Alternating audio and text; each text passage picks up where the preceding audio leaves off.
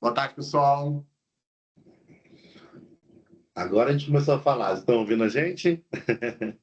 Coloca lá no chat. Agora sim. Beleza. Estamos aguardando entrar os participantes. Tínhamos mais de 90 inscritos. Chegou a exibição nossa. Mas Como resultado. Essa ficar.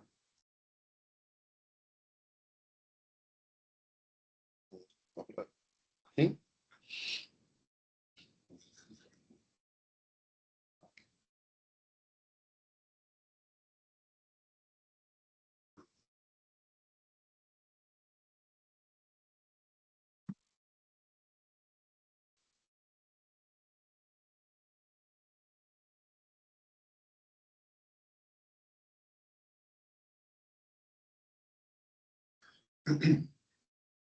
Bom, pessoal, nós iremos começar aqui com mais uma série de colaborações, né? De um lado aqui, eu vou apresentar primeiro a Jaqueline. A Jaqueline Braga Pelucci, ela é a diretora aqui do Iluminas. Ela tem pós-graduada em Direito, é especialista em Gestão Pública e Inovação. E aqui do outro lado, aqui, José Fernando Barros e Silva, chefe de gabinete da presidência do PF6, tem formação em Sistema de Informação e Direito, é formador nacional do EFAM, e todos os dois têm experiência na construção de soluções inovadoras aqui do setor público. A apresentação de hoje vai dar para vocês, né, uma visão panorâmica da inovação no ambiente institucional. Vai ser introduzido também conceitos centrais, né, do pensamento estruturado, que é uma forma, né, de resolver problemas com foco no usuário e orientada ao valor, né, das soluções. E também vai dar uma reflexão nova, né, de como enxergar a forma de resolver problemas, colaborar e construir melhorias contínuas. Então, eu vou passar aqui agora a palavra para os dois. Obrigado, Yuri. Obrigada, Yuri. E a gente também apresentar o Yuri, que é quem ainda não conhece, mas se bem que agora o Yuri está sempre aqui com a gente, né? Que é a nossa nova aquisição do laboratório. Estamos ouvindo bem, né? Eu ouvi algumas pessoas reclamando que não estavam ouvindo. Qualquer coisa, vocês podem ir avisando aí. O microfone está liberado para eles? Tá, não. Só o chat. E se vocês quiserem fazer pergunta, pessoal, pode usar o chat, a gente vai ficar de olho aqui. Qualquer coisa, o Yuri também interrompe a gente. E eu sugiro para quem não está conseguindo ouvir, para sair e entrar de novo. Porque realmente parece que o som tá funcionando para todo mundo. Compartilha aqui para a gente, Fernando, a tela. Perfeito.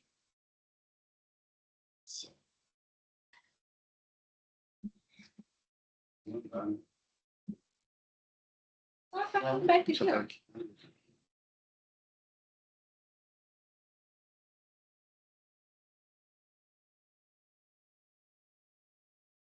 Continua sem ouvir, né, gente?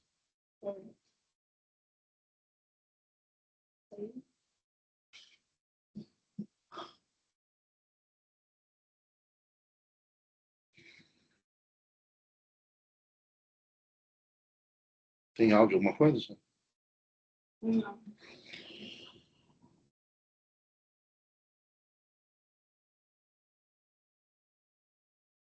Avisa quando estiverem vendo nossa tela, por favor. Pode. Colocar no modo apresentação. O ponto aqui que está em mim, não, Fernando. Está aparecendo as duas ali, não sei se você gostaria. Pronto, já estão vendo nossa tela? Estão vendo?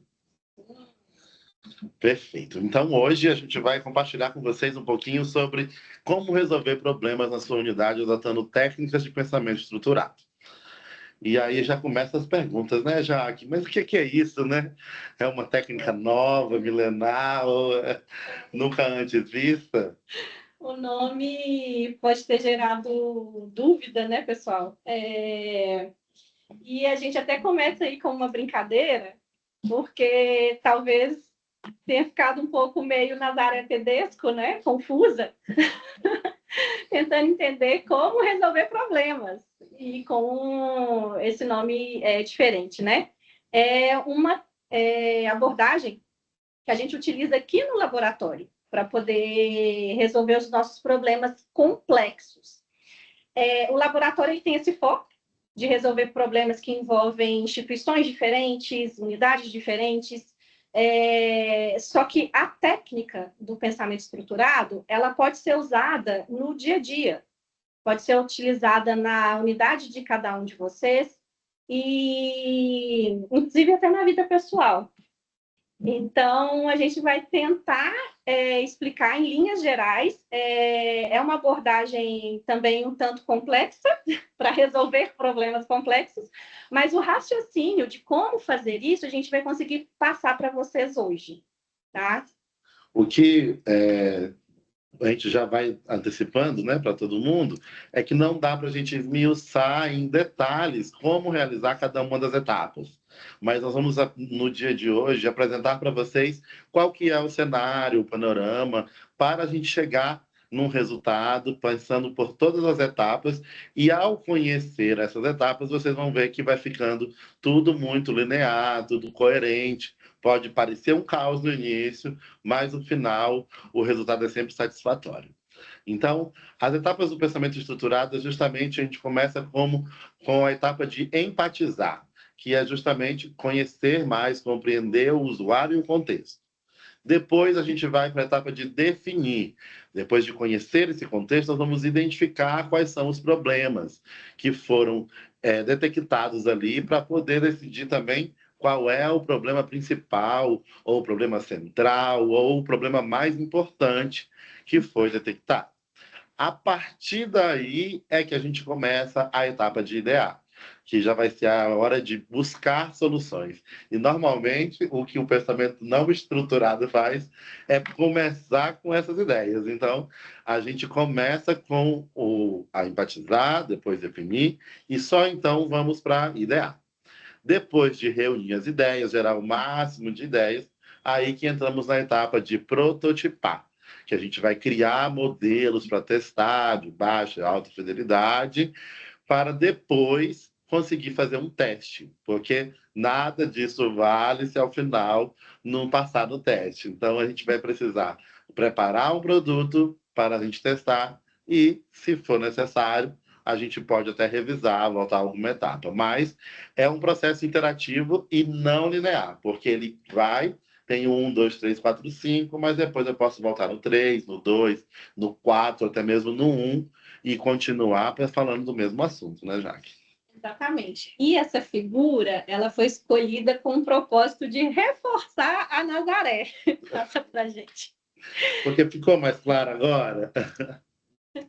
Porque eu não sei se melhorou, né? Porque, como eu disse, é uma abordagem complexa. Mas, por isso que tinha várias setas indo e voltando, passando pelas etapas, e realmente a gente pode voltar nas etapas iniciais. O pensamento estruturado, talvez vocês já tenham ouvido falar com outro nome, que seria o design thinking, né?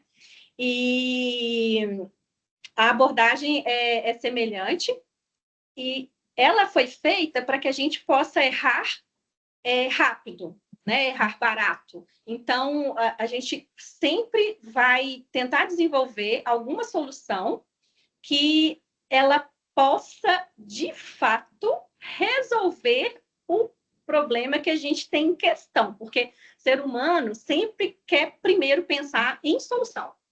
Parece que é inato, todo mundo já chega, eu tenho uma ideia, não sabe nem qual é o problema. Então, a gente tem todas aquelas etapas, elas são seguidas, elas podem ser retomadas, então a gente vai passar esse raciocínio para vocês. Não melhorou agora, mas a gente vai retomar essa imagem durante a apresentação, para deixar de ser Nazaré confusa. Mas uma coisa que a gente quer mostrar para vocês, e já de antemão explicar, é que o pensamento estruturado ele não é uma mágica. Ele não é uma fórmula mágica, ele não é um pozinho de pirim-pim-pim que vai resolver todos os seus problemas, né? Porque existe um método, tem um esforço, um trabalho conjunto, né? Co-criativo ali com todas as partes envolvidas. Então, não é também um trabalho de uma pessoa só. Não. Então, só por ser complexo, você já imagina que não é um problema só meu, não é um problema só do meu setor, não é um problema só da minha instituição. Normalmente, é um problema complexo que envolve muitas unidades. Então, por isso que não tem uma fórmula mágica ou um passe, um processo, né? Já que podemos dizer assim, de fases estáticas e fixas que possa te ajudar a resolver, mas sim um método que vai sendo adaptado para cada realidade. Por isso que o pensamento estruturado pode ser utilizado para qualquer área de conhecimento. Exatamente. E não só dentro de um laboratório de inovação. A gente gosta muito de usar essa figura pelo seguinte, que um outro pensamento, além de achar que é mágica, é o drive-thru. Você acha assim, eu vou chegar com uma demanda, vou usar o pensamento estruturado, o design thinking, e magicamente, né, eu vou receber um produto. Não é assim. Então, a gente tem que ter o esforço. As soluções não são prontas. A solução, muitas vezes, não vai ser a correta. Às vezes, você vai ter que repetir, você vai ter que iterar e você vai ter que melhorar aquela solução que foi desenvolvida em conjunto com todas as pessoas envolvidas nesse processo de construção da solução. Quem está envolvido no problema, essa pessoa tem que ser ouvida. O foco do desenvolvimento da solução é baseado em quem vive o problema. A gente não imagina, a gente se coloca no lugar daquela pessoa, que é uma das fases de imersão no problema, que é a da empatia. Certo. Só respondendo a pergunta aqui do chat, perguntaram se vai haver gravação. Está sendo gravado, tá? Uhum. E vai ficar disponibilizado no portal junto com as outras séries da colaboração. Tá lá bom? no site do Iluminas, iluminas.prf6. Beleza? O Yuri respondeu aqui. Isso. Tá bom, pessoal? Então, o que acontece? O que parece mágico, na verdade, é uma disciplina aplicada ao longo do tempo. É um método que o método não elimina o esforço, ele sim evita o desperdício. A grande questão dele é você concentrar e começar pela parte mais importante, que é justamente a situação, o problema, a questão que está sendo envolvida, o que está sendo discutido ali, para depois pensar na solução. Normalmente, na nossa vida, a gente pensa primeiro na solução. O que a gente faz? Né? Primeiro gasta, primeiro compra, depois você descobre, não serve para mim. E a gente faz isso com dinheiro público, né? Depois que dá errado, não adianta, mas enfim. Passei para a gente. Eu adoro usar essas duas próximas imagens, porque ela diz muito como que a gente está resolvendo problemas na unidade. E, às vezes, como eu disse, até na vida, né? Então, tem um cubo mágico, um problema. Como que a gente resolve? A gente vai ali testando, pensando qual a melhor solução, o melhor caminho, ou a gente está resolvendo... Passa para a gente, Fernando.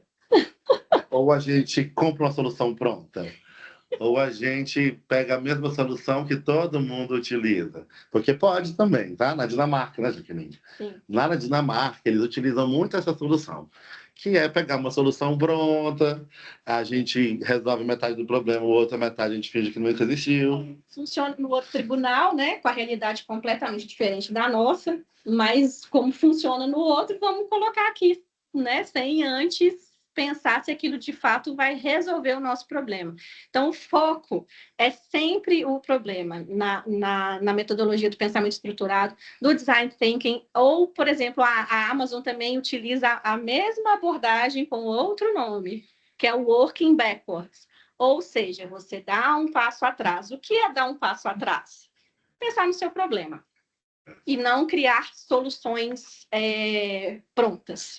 E aí o que a gente quer trazer como principal aqui é mudar o início, né?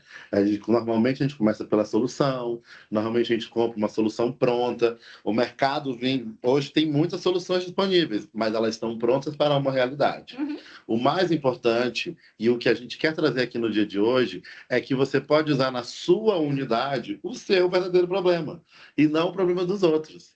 Então você pode primeiro averiguar, estudar, examinar qual é o seu problema e depois buscar a solução. Depois buscar a solução. Então, isso é o que o pensamento estruturado traz como essência.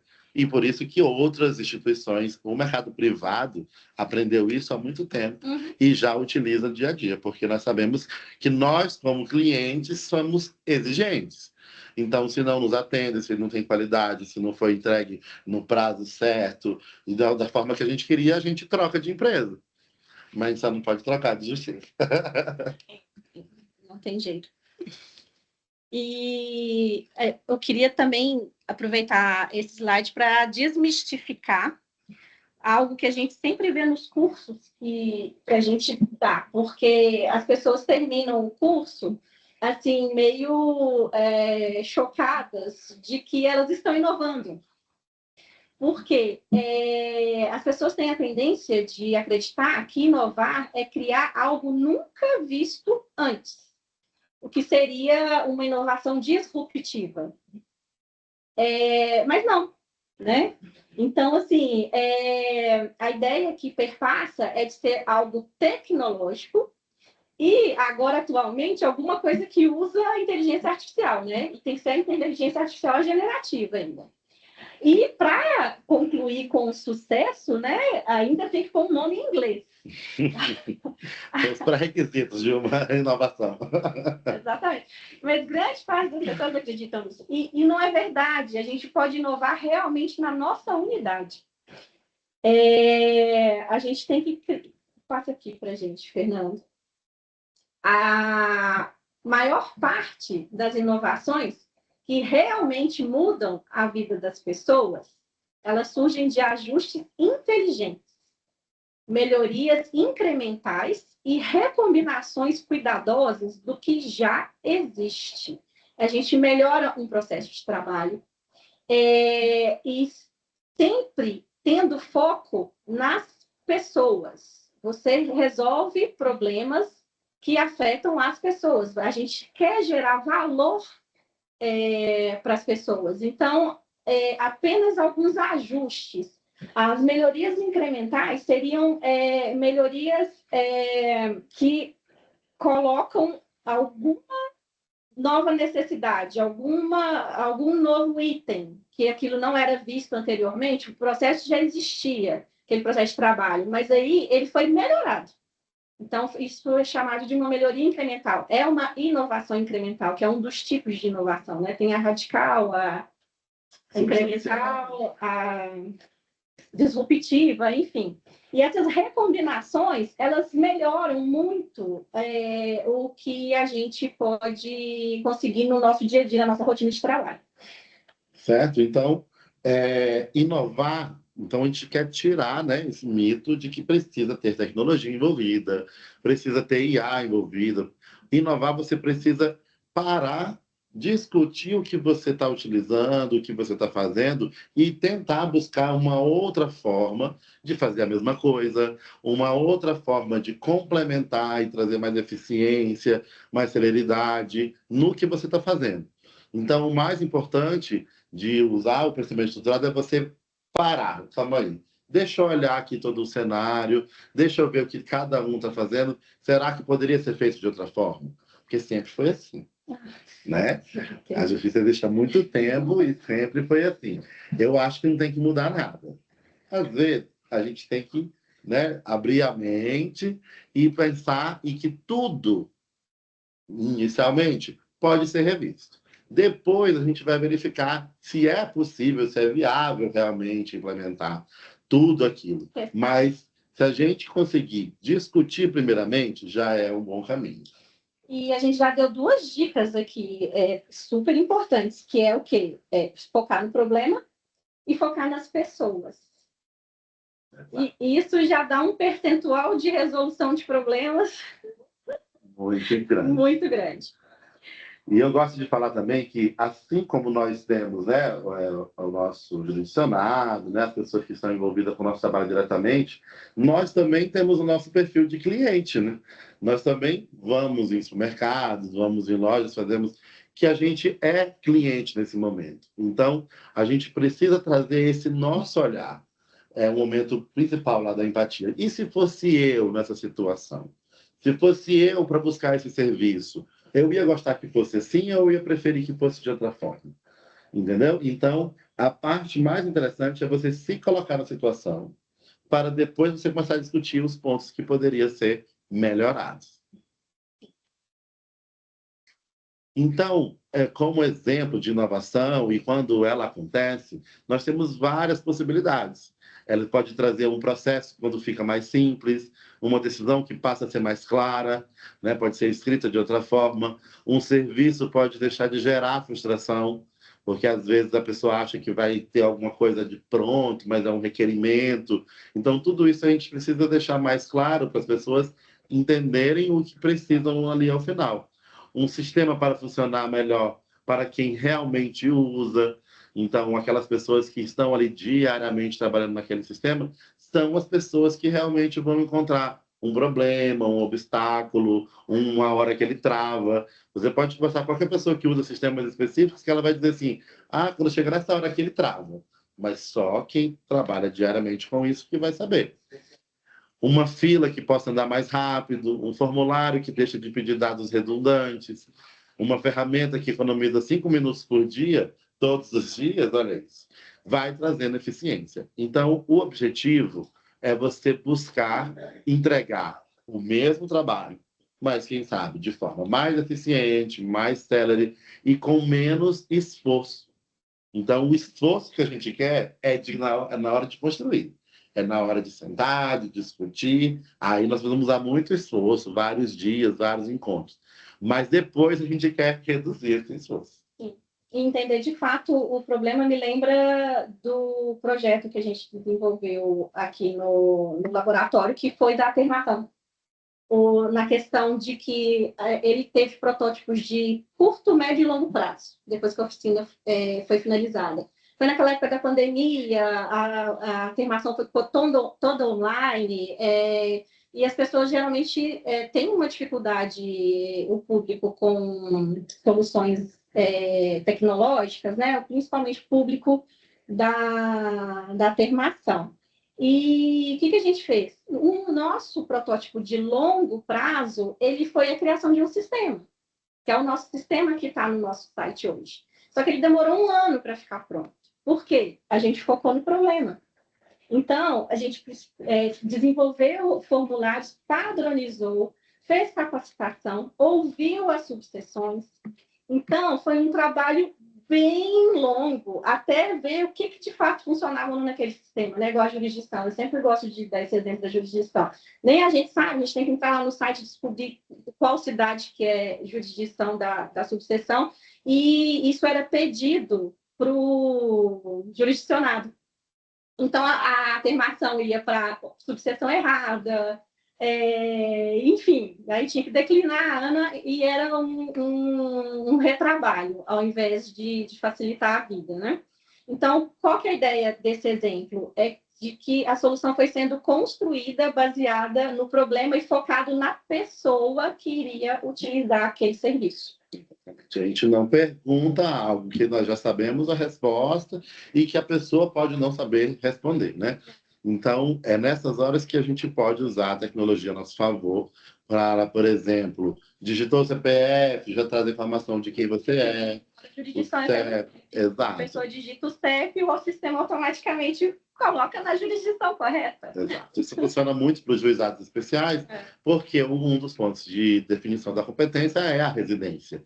Então, um estado de Minas Gerais com tantos municípios assim, onde até mesmo os advogados fazem essa confusão de qual é a jurisdição, questão de que tem a jurisdição da Justiça Estadual, né? Justiça do Trabalho, Justiça Federal, qual que é mesmo? É muita coisa, muita informação para se assimilar.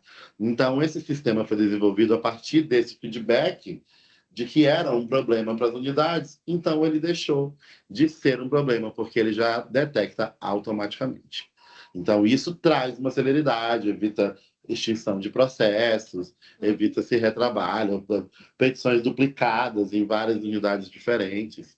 Então, tudo isso vai auxiliar a gente. Então, inovação é resolver melhor, né? É quando você cria uma solução high-tech e percebe que o problema era só conversar.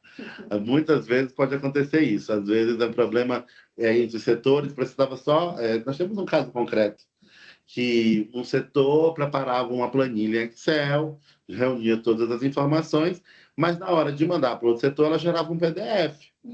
E com isso gerava que o outro setor digitasse todas as informações novamente, porque ele precisava das informações digitadas. E aí, depois de uma conversa, descobriu: e se eu mandar para você Excel, resolve? Eu falei: resolve. Eu vou deixar de digitar novamente, que é o retrabalho. Eu vou evitar o risco, que é o erro humano de você digitar de forma diferente. Eu vou trazer mais eficiência para o meu tempo de trabalho e vou conseguir focar numa coisa mais importante. E, gente, assim, é absurdo o quanto que a gente vê na realização das oficinas, na prática, quando vai discutir o problema, a gente vê que grande parte desses problemas ele é devido à falta de comunicação.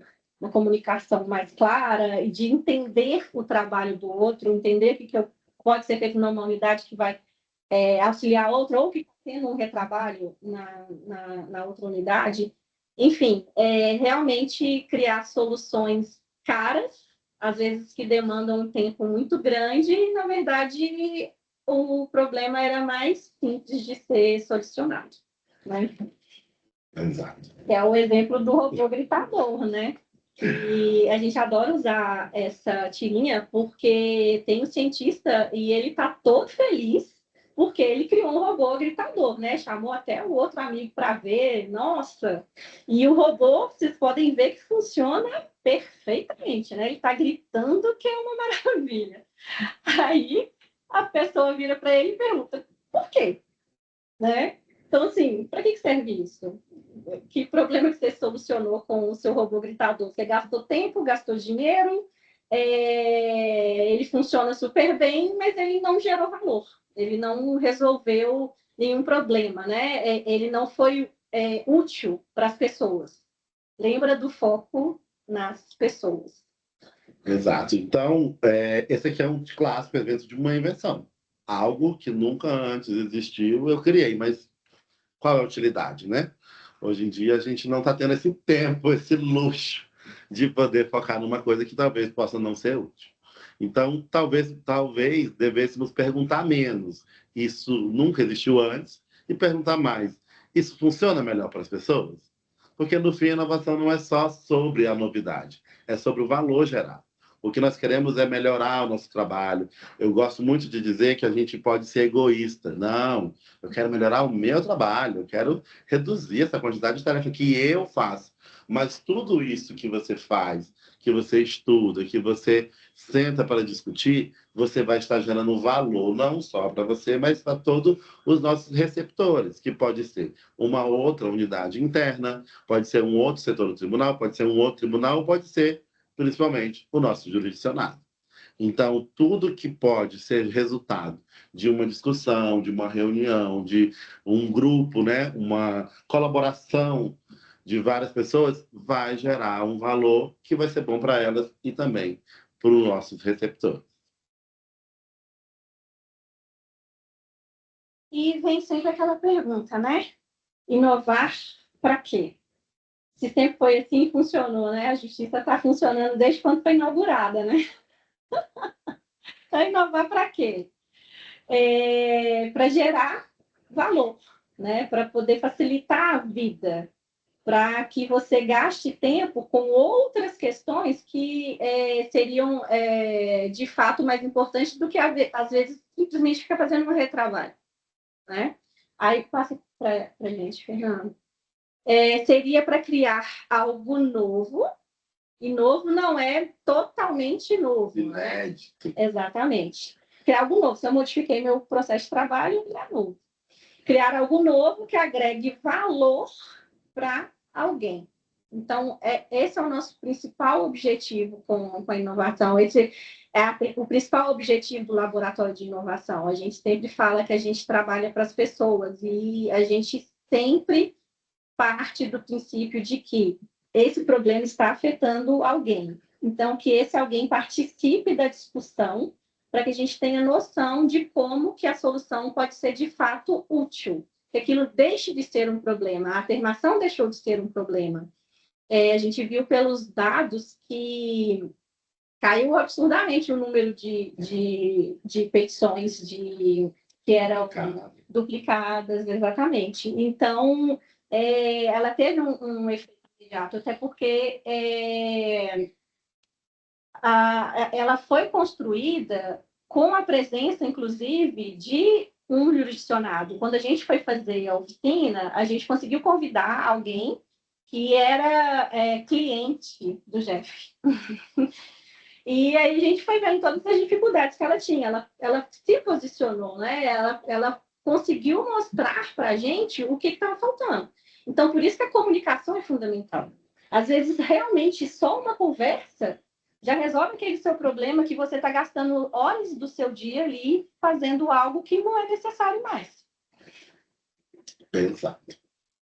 Então, aqui nós fazemos um exemplo bem clássico aqui para demonstrar, né, como que é a diferença de um produto, né, pode ser considerado também um serviço criado sem design e um produto criado com design. E aí o design aqui, a gente já traz uma semelhança, porque design não quer dizer bonito.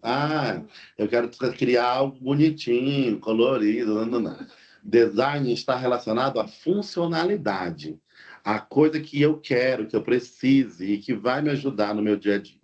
Então, o que normalmente acontece? Eu tenho uma ideia, faço depois eu já construo. A minha ideia é maravilhosa. Sou eu que tive. Sou eu que tive a ideia. Então, a minha ideia é maravilhosa. Eu vou construir. Aí eu vou lançar essa ideia, publicar, divulgar. E aí depois eu vou descobrir os feedbacks. Tá falhando. Não tá funcionando. Não serviu para nada. Mas isso. Já gastou tempo, já gastou dinheiro, já... E o problema continua lá, para piorar. Né? E o problema continua. Olha como diminui até as etapas do produto com design. Primeiro, eu tenho uma ideia. E eu já passo para aprender sobre ela com o meu consumidor, que é o meu usuário. Então, eu vou verificar, olha, eu estava pensando tirar isso, colocar isso, tirar essa etapa, colocar o que você acha? E aí começa a ouvir, né, aquele momento de empatizar e verificar se realmente isso vai trazer algum benefício.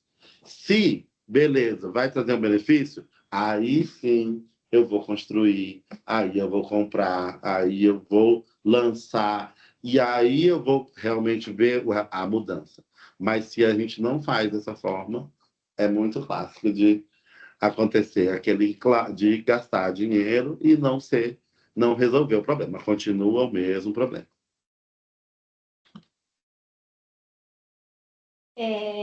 Essa frase ela é bem adequada para poder finalizar esse tipo de raciocínio que a gente passou, porque, na verdade, a gente precisa muito mais de novos comportamentos do que de novas ferramentas. Quando a gente faz oficinas, a gente vê que as pessoas primeiro já entram com a solução, né? Já chega pensando, eu já sei o que vai resolver o problema. E muitas das vezes, esse comportamento de solução, ele é focado em duas coisas. Ou é um sistema novo. Um botão novo. Ou é um sistema novo, ou é que ela precisa de mais servidores. Então, sempre cai nisso, mais servidor, um sistema novo. Mas você não explorou o problema. Não explorou, e quando a gente aprofunda no problema, quando a gente faz a imersão nessa etapa do pensamento estruturado, a gente vai ver que o problema não é o que você estava pensando.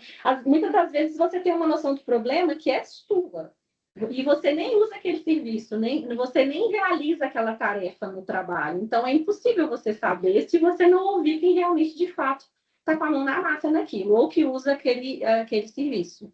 É por isso que na Dinamarca, normalmente, as soluções para todos os problemas são mais pessoas.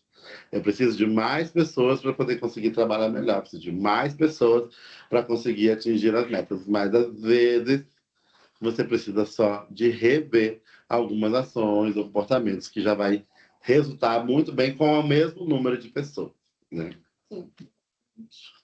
Mas o que acontece normalmente? A falta de tempo, a falta de ter esse espaço, às vezes a possibilidade, porque às vezes a pessoa chega para você, olha esse charge aqui, traz uma solução, olha, eu trouxe uma proposta nova para você.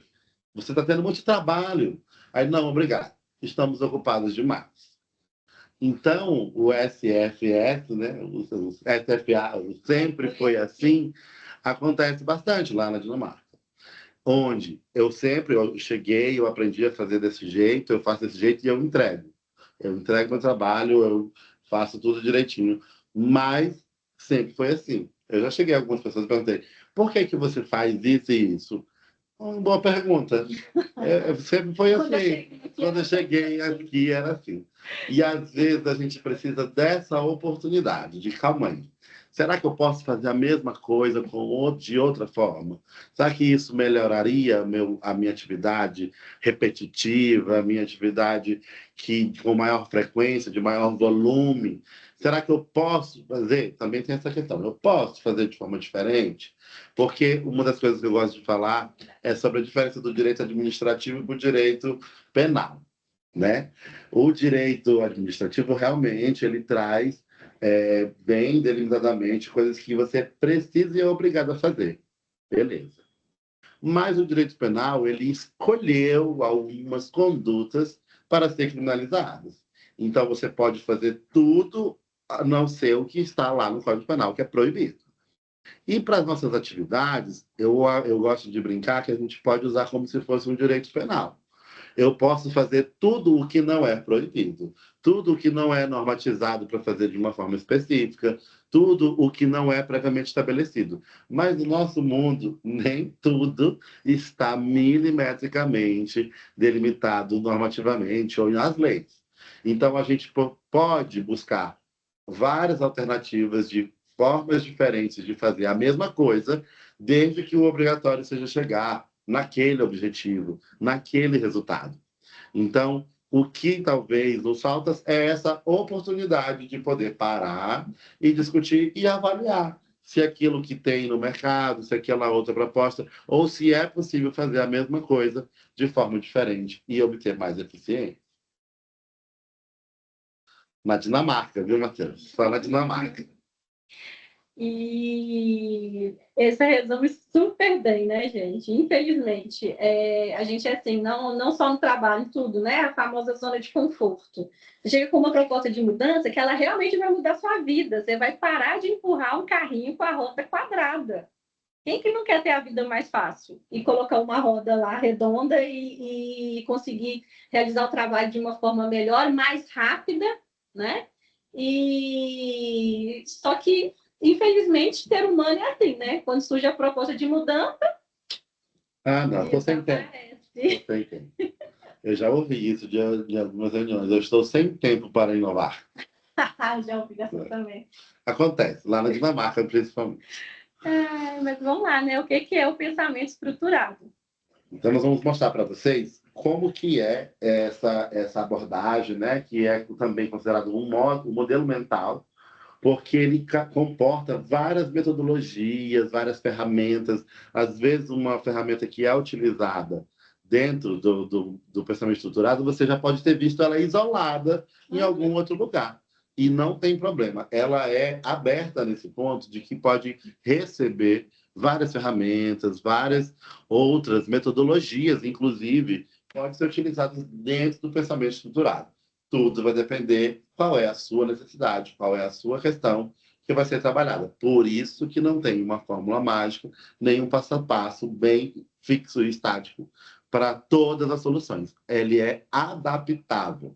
Então, é uma abordagem prática para solucionar problemas difíceis por meio de um olhar humano. Então, é importante e necessário que tenha as pessoas que estão diretamente envolvidas. E aí vocês vão ver que no início é um caos, é muito fio, é muita ação, é muita demanda, mas que depois, quando você vai estudando, vai melhorando, vai avançando as etapas, tudo isso vai ficando mais claro. E essa é o objetivo, né? A principal questão de trazer o pensamento estruturado para rever algumas das nossas atividades. E quais são os principais valores, né, do pensamento estruturado? Seria a empatia, a colaboração e a experimentação. Por que empatia? O que a gente está falando desde o início, né? Colocar as pessoas no centro, é o foco no usuário. A solução ela é voltada para pessoas, né? Então, nós temos que entender as pessoas de forma mais integral. Ok, ouvir as pessoas, vi como que aquele serviço funciona, porque existem técnicas para isso, né? Que a gente usa nas etapas do pensamento estruturado. Eu posso acompanhar o desenvolvimento de um serviço sem aquela pessoa saber que eu estou lá, que é a mosca na parede, enfim, tem várias técnicas. Então, ok, eu consegui ter uma visão ali do meu serviço, da minha tarefa. Como que eu vou desenvolver? Começar a desenvolver pela colaboração.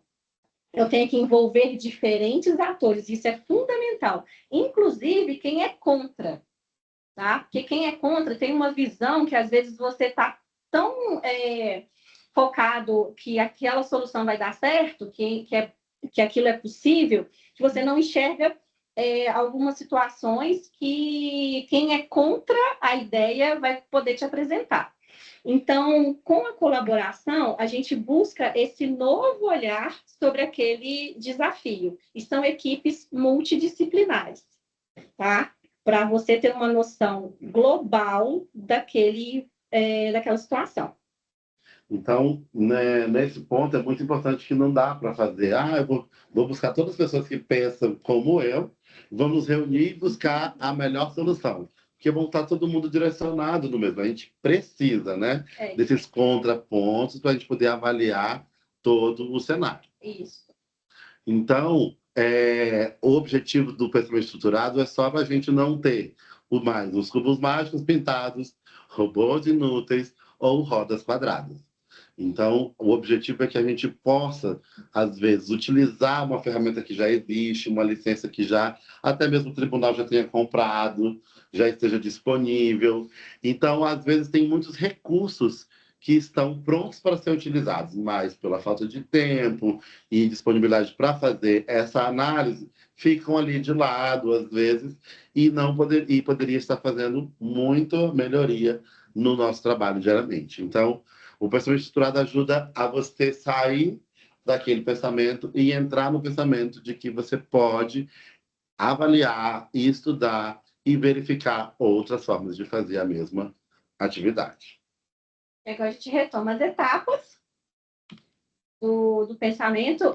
O que essa figura traz? É o que a gente chama de duplo diamante, que é a base do desenvolvimento do pensamento estruturado, porque a gente vai divergir, convergir novamente, ou seja, a gente abre o diamante, a gente abre a discussão, a gente quer entender o problema, e começa aquela confusão de comentários, de situações que são trazidas ali por todos, e aí vira aquela bagunça.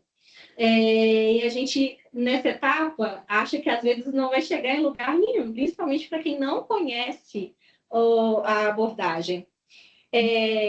Lembra daquela figura que o Fernando mostrou, que a linha estava toda embolada, depois a linha começa a ficar reta, né? E tinha ali aquele símbolo do infinito, porque a gente sempre pode melhorar o que foi construído, né? Que é a famosa iteração. Então, o que a gente faz? A gente descobre o problema, a gente entende a situação. Depois, a gente usa ferramentas que a gente consegue definir o problema. Dentre tudo aquilo que foi discutido, a gente começa a funilar para tentar descobrir qual que é o problema. Um dos exemplos que a gente pode usar nisso seria a clusterização, né? Que a gente agrupa ideias semelhantes. Então, quando a gente começa a criar colunas de ideias parecidas, que as pessoas foram comentando, situações iguais, a gente começa a visualizar qual que seria o nosso problema nesses grupos. Então, a gente começa a convergir. Ou seja, eu chego numa situação problema, eu chego numa pergunta. Consegui definir meu problema, eu vou para o segundo diamante, que ele seria o diamante da solução. Aí aqui começa de novo a confusão de cada um dar uma ideia para aquele problema que foi discutido, que foi levantado, e você tem ferramentas para isso, para poder fazer com que essas ideias elas apareçam. Inclusive, a gente se preocupa mais com quantidade do que com qualidade nesse momento. E depois a gente começa a escolher a melhor solução. A gente seleciona as opções. Então, também há ferramentas que elas conseguem nos mostrar qual seria a melhor solução dentre tudo aquilo que foi discutido. Então, a gente faz um protótipo, você pode implantar um piloto, lembra sempre de testar, né? A gente não vai sair escalando uma solução sem saber se ela de fato funciona. E só depois a gente implementa. Uma coisa importante também da parte do teste é porque, às vezes, você não consegue trazer o usuário final para dentro da construção, né? É difícil, não tem agenda, não é possível, mas no teste é imprescindível que ele esteja. Então, na hora que você já planejou, já organizou, mas na hora de testar, a pessoa tem que dar esse feedback. Não, olha, ficou muito melhor para mim. Não, está me atrapalhando mais aí. E aí você vai saber se esse produto é desejável. Porque um dos requisitos do que precisa ser implementado, né? Na hora que vai chegar na realidade, né? Na hora do protótipo e o teste, é um caminho que você está fazendo para você levar para a realidade, que é a colocar em uso e começar a funcionar diariamente. Mas para isso eu vou validar se ele é desejável, se as pessoas estão gostando daquela proposta, vai ser útil, se ela é viável ser implementada naquele momento, se ela é financeiramente possível, porque vai que é uma ideia maravilhosa. Você compra um microchip criado nos Estados Unidos de $1 bilhão e coloca em cada computador. Então, não é financeiramente possível. E aí, avaliando tudo isso, a gente consegue implementar com facilidade. Por isso que é muito importante passar por essas etapas e a gente conseguir coletar esse feedback ao final. Então, percebe que trazendo novamente a mesma imagem lá do início, ela já traz assim uma clareza do passo a passo. Ela já traz ali, calma aí, então entendi. Primeiro eu faço na etapa de empatizar, eu vou conhecer melhor a questão, para saber se realmente é um problema, se é um problema para todo mundo, se é um problema só para mim. Depois eu já vou chegar na etapa de definição, que eu vou verificar então quais são os problemas principais ou se é apenas um grande problema principal. É nesse momento que todos juntos conseguem decidir. E aí sim vamos fazer as ideias, construir muitas ideias para aquela solução, e a gente brinca que tem que ser ideias loucas, ideias que pareçam que não sejam possíveis de implementar. Por quê? Porque nessa hora a gente não pode fazer nenhuma limitação, porque essas ideias loucas, às vezes, ela está a um passo, uma vírgula de ser uma ideia super viável e factível. Às vezes ela só precisa de um ajuste naquele momento, e normalmente nessa mesa é possível fazer isso. Porque depois nós vamos avaliar todas essas ideias e construir um protótipo com as melhores, com as duas melhores, com a melhor, com um grupo melhor de ideias, para construir um protótipo e depois fazer o teste. Então, esse é o nosso fluxo, é o nosso caminho que a gente queria mostrar para vocês, de forma bem resumida, né? Mas que vocês compreendam que é possível passar por todas essas etapas, averiguando, estudando cada uma com calma, definindo bem, mas contando com a participação de várias pessoas de conhecimentos diferentes, setores diferentes e pessoas envolvidas com aquela questão. E aí, a primeira etapa é a imersão, que é a fase da empatia. O que a gente vai fazer? Identificar problemas e desafios, observar o comportamento do usuário.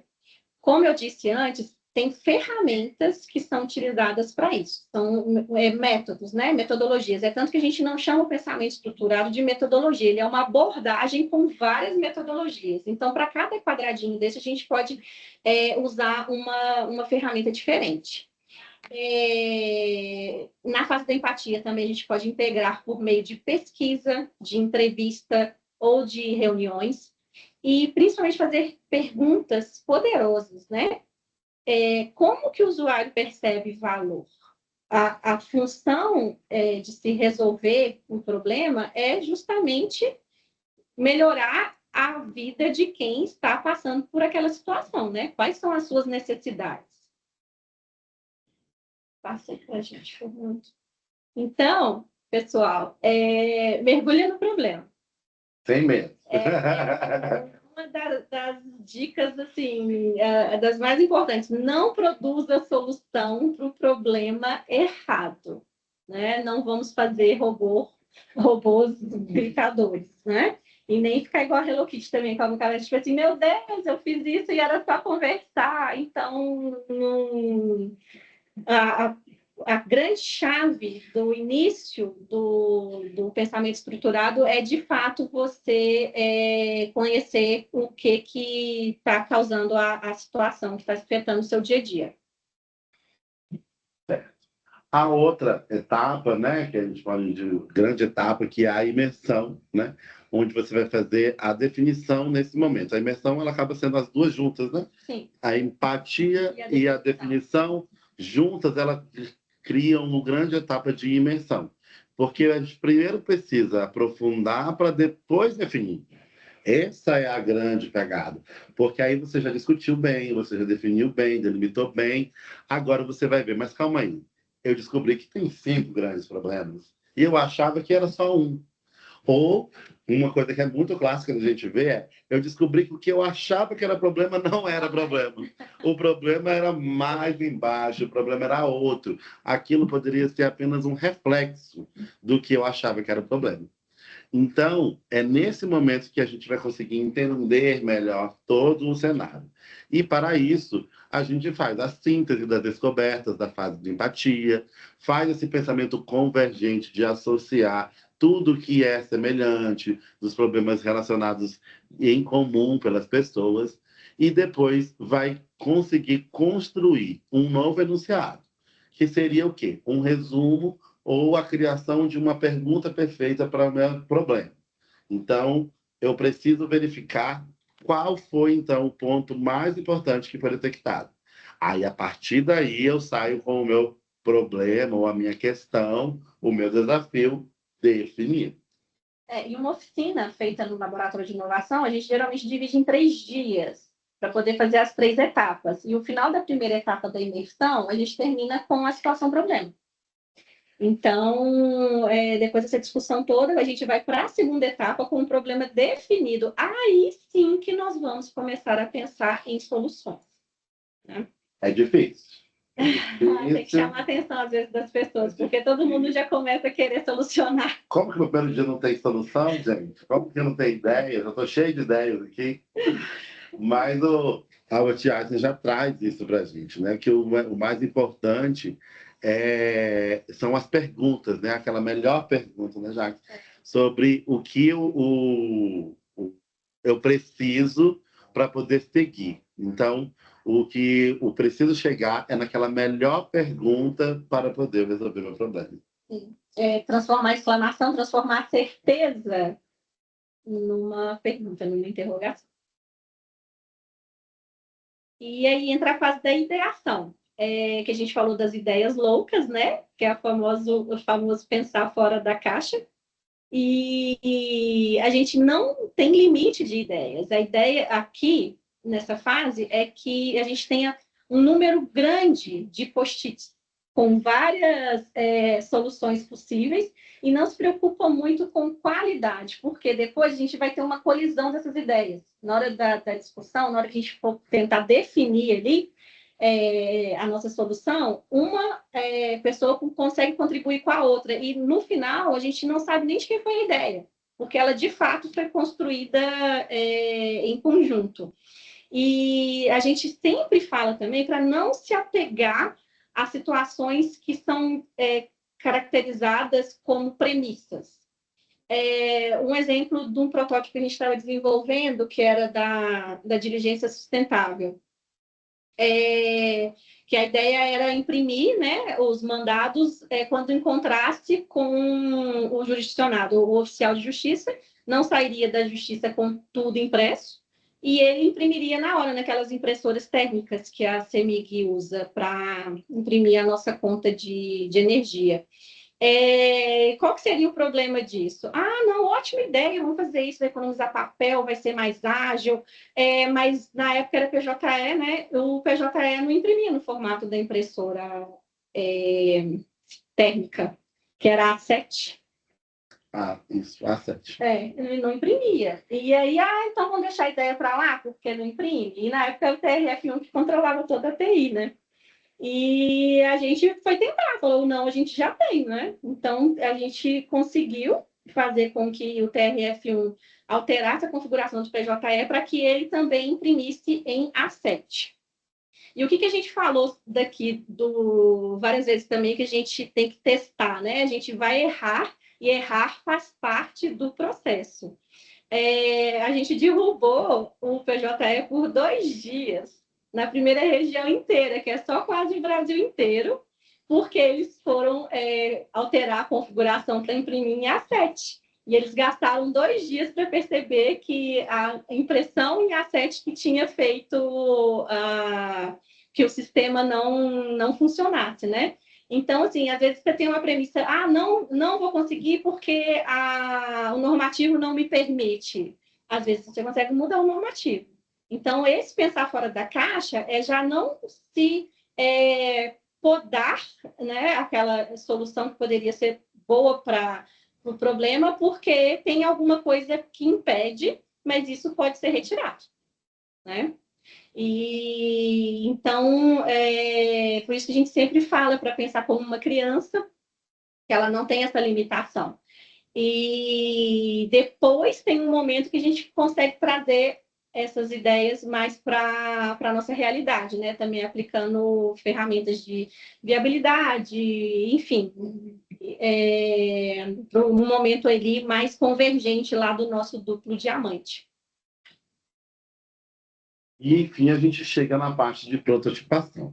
A parte de prototipação, ela precisa chegar no momento muito maduro toda a etapa que foram vividas anteriormente, principalmente na etapa de ideação. Porque eu preciso transformar aquela minha ideia maravilhosa, ou, quem sabe, uma ideia muito louca, num algo palpável, algo que eu possa agora caminhar para o teste. O objetivo principal do protótipo é reunir todas as ideias geradas nas etapas anteriores e decidir o que será projetado para a solução, né, do problema. Então, eu posso pegar uma ideia muito boa, posso pegar 2 ideias muito boas, posso pegar 5 ideias muito boas, mas desde que eu consiga materializar elas, e não precisa ser de uma forma muito fiel e já completa. Não, pronto, está pronto, meu protótipo pode sair para funcionar. Às vezes, o protótipo ele vai ser uma forma mais básica, ela é uma representação do que eu quero mostrar. Às vezes é até melhor para entender o que ideia foi aquela. Quando você constrói o protótipo, ele vai ficar mais palpável, e vai dar para avaliar se ficou bom, se precisa voltar para melhorar, ou se já está apto para fazer o teste. Então, a prototipação é justamente aquele momento para materializar. Então, por exemplo, muita gente não é da área de TI. E, às vezes, eu estou imaginando um sistema, um aplicativo, uma ferramenta nova. Só que eu não sou da área de TI, eu não consigo construir. Então, o que a pessoa precisa ter consciência é que ela não precisa construir o sistema, ele é um protótipo. Então, existem os protótipos de alta fidelidade, que é aquele sistema quase pronto mesmo, já feito, vamos supor, por um programador, já no pronto de testar, ou um protótipo de baixa fidelidade, que é aquele que eu vou representar a minha ideia. Olha, querendo que coloque uma foto aqui, o título aqui à direita, que coloque as informações aqui embaixo, tal. Então, todos esses tipos são protótipos. Ele não precisa ser simplesmente ou unicamente um protótipo de alta fidelidade. Você pode fazer o de baixa, porque você vai avaliar, não ficou legal, preciso trazer outras ideias para cá, preciso refazer. Aí você vai construindo o protótipo para depois realizar o teste. Bom, aí entra o que teoricamente seria a última etapa, o teste. Não, né? Lembra que as etapas você pode revisitar? Às vezes você já está testando a sua solução e se você descobre alguma coisa, você volta lá para a etapa da imersão, para poder aprofundar naquele novo problema que surgiu. Então, as etapas, elas vão elas podem ser repetidas. Isso não é um erro, não é porque deu errado. Pelo contrário, sinal de que você está num processo iterativo. Você está cada vez mais melhorando, fazendo as inovações incrementais, né? É o momento que a gente vai refinar a solução e a gente pode retornar à etapa de imersão ou ideação e mesmo da prototipação, né? E qualquer coisa também refazer todo o processo. Está errado? Não. Você está descobrindo de fato qual é o seu problema, para ele deixar de ser problema, né? E muitas vezes também, durante a oficina, a gente deixa para trás soluções, porque a gente não consegue abraçar o mundo, né? Então, quando a gente faz essa etapa de ideação, várias boas ideias surgem. Você vai ter um momento de definição ali da solução, que eu vou escolher uma. Né? Então, ideias que foram deixadas para trás naquele primeiro momento de ideação, elas podem ser retomadas. Perfeito. Então, por isso que a gente mostra que não é estático, né? É porque você pode fazer ele voltar a melhorar, porque o que o nosso principal é as pessoas, né? Saber se aquilo ficou bom, saber se aquilo ficou agradável para todo mundo, e tudo isso é que vai ser importante para o nosso resultado final. Então, o teste tem que chegar nessa etapa. Então, por isso que a gente falei que, né, não é linear. Então, a empatia fica no problema o tempo suficiente. Eu preciso entender melhor aquela situação. A definição, eu preciso escolher o problema certo, ou um só grande problema certo, né, ou o mais importante, o mais urgente, mas eu tenho que selecionar muito bem. Outra, a ideação com a quantidade, mais quantidade do que qualidade. Eu preciso ter muitas ideias, porque a gente faz o que a gente chama de colisão de ideias. Às vezes, uma pequena ideia aqui, somadas, elas se transformam numa grande ideia. A prototipação, testar hipóteses e não só defender as ideias. Eu preciso verificar se aquilo realmente faz sentido, se aquilo pode ser no futuro implementado, se aquilo ele vai trazer resultado e aprender com o teste, aprender com o meu usuário, aprender com as pessoas envolvidas, se aquilo ali realmente vai ter efeito e vai ter utilidade. Exatamente. E um resumo que fica disso tudo é que inovar não é correr mais, né? É correr menos vezes na direção errada. Assim, no serviço público, a gente tem essa questão do que sempre foi feito assim, e muitas das vezes também o medo de errar, né? E o processo de pensamento estruturado, ele te permite que você erre. Você vai errar rápido e com um impacto menor, porque eu não vou ter escalado aquela ideia. Então, ele é perfeito para poder realmente, de fato, fazer com que o nosso processo de trabalho mesmo no dia a dia ele seja feito de uma forma melhor. Isso melhora tudo, melhora a qualidade de vida. Você vê um resultado melhor daquele trabalho que você tá desenvolvendo, né? Isso gera satisfação. Então, assim, a gente tem um curso que aprofunda em como fazer as etapas, porque aqui a gente deu o raciocínio, né? O que já é assim, fundamental para você ter um olhar diferenciado do que está acontecendo ali na rotina, no seu dia a dia, que você pode melhorar. A ideia do pensamento estruturado é que a gente possa levá-lo para a unidade, para os colegas, a gente quer que esse raciocínio que a gente passou hoje aqui possa ser empregado, ser útil na rotina de todo mundo que, né, ficou aí com a gente. Mostrar que é possível, né? Porque a gente pode utilizar, a gente pode discutir, a gente pode rever algumas coisas. Às vezes a gente só não tem o tempo. Mas é muito importante a gente ter essa oportunidade, fazer uma parada, aquele negócio assim, você precisa melhorar bem, né? Organizar melhor para você chegar mais longe, né? Então, você precisa, talvez, um tempo de uma parada para rever. E mostrar também que a gente não está engessado, a gente não está dentro de um fluxo estático que não pode ser mudado ou melhorado, que não pode ser revisto. A maioria das nossas atividades pode ser estudadas, pode ser melhoradas, pode ser testadas antes de implementar. E passa mais um, acho que é a Lumina, né? Agora... Tinha um áudio. tinha uma musiquinha. E a Lumina, gente, é uma vagalume, tá? Ela não é uma abelha. Trazendo o esclarecimento também, né? Que eu vou falar aquela abelhinha lá do laboratório, né? Não é uma abelha, é um vagalume.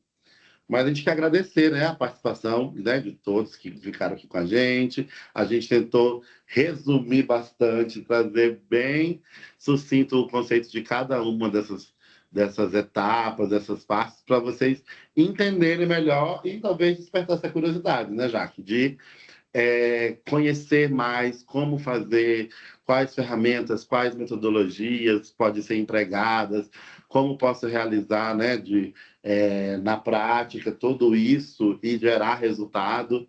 E quando vocês verem alguma notícia assim, de um curso que vai ter, vocês já sabem o que vai ser abordado. Porque a gente tem um curso completo quando a gente mostra cada ferramenta e em qual oportunidade e em qual situação você pode empregar cada uma delas. Pessoal, se alguém quiser escrever alguma coisa no chat. Feito.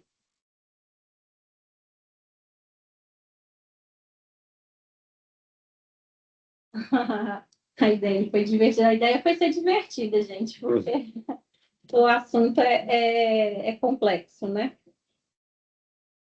Mas qualquer coisa a gente fica à disposição para dúvidas. Se vocês quiserem saber mais, né, sobre o assunto. Hoje era uma sementinha. A gente só plantou uma sementinha para vocês verem as possibilidades. Tá bom? Pessoal. Muito obrigado pela presença de todos e até uma outra oportunidade. Olá. Até mais. Muito obrigado, gente. Tchau, tchau.